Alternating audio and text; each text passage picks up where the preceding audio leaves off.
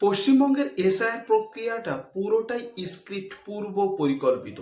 কত লোকের নাম বাদ দেবে, কত লোককে রাখবে, কাদের রাখবে, সেটা পুরোটা পূর্ব পরিকল্পিত। আপনি ভাবছেন যার নামে হিয়ারিং এসছে তাকেই বাদ দেবে। আসলে সেইভাবে কথা নয়। যে প্রমাণ দেখাতে পেরেছে তাকে রাখবে, আর যে প্রমাণ দেখাতে পারেনি তাদেরগুলো এই যে আবার এখন জুডিশিয়ালি ভাবে চেক করা হচ্ছে, তারা যদি স্যাটিসফাইড হয় তাহলে আপনার নামটা থাকবে।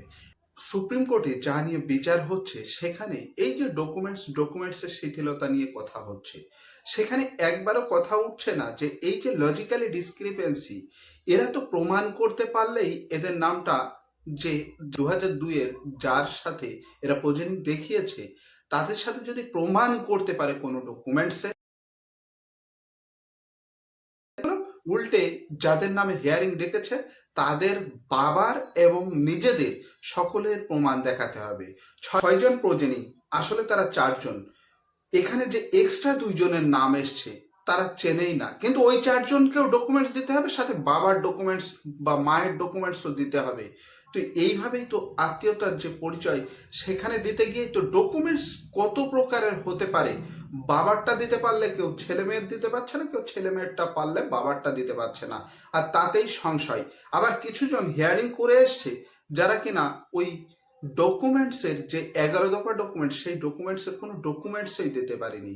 তারা এখন আরো বড় চিন্তায়।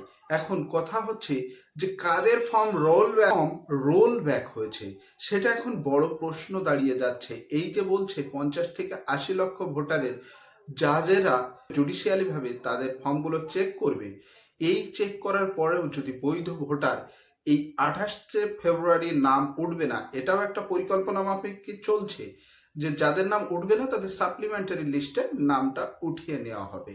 কিন্তু এই 28 তারিখ পর্যন্তই মানুষ চাপ নিতে পারছে না। তারপরে আবার সাপ্লিমেন্টারি অর্থাৎ ভোটের নাম আসেনি, বৈধ ভোটার, এখানে আর একটা বিশাল বড় পরিকল্পনা চলেছে।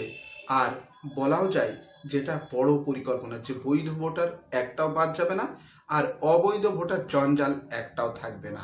সেটা আমি প্রথম থেকে বলে আসছি। কিন্তু এই যে বৈধ ভোটারদের হয়রানি হতে হচ্ছে, তাদের যাদের ওই 11টা ডকুমেন্টস নেই তাদের কি হবে, এটা নিয়ে কিন্তু বিশেষভাবে চিন্তায় পড়েছে জনগণ। আর সেটা কিন্তু কোথা থেকে পরিষ্কার হচ্ছে না ব্যাপারটা। এখন দেখার ব্যাপার 28 তারিখে কি হতে চলেছে আর তারপরেই বা কি হয়। যাই হোক, যাদের নামে হিয়ারিং হয়েছে তাদের আমি একটাই কথা এখনো বলে যাচ্ছি, বি পজিটিভ, পজিটিভ থাকুন, যা হবে তা দেখে নেওয়া যাবে।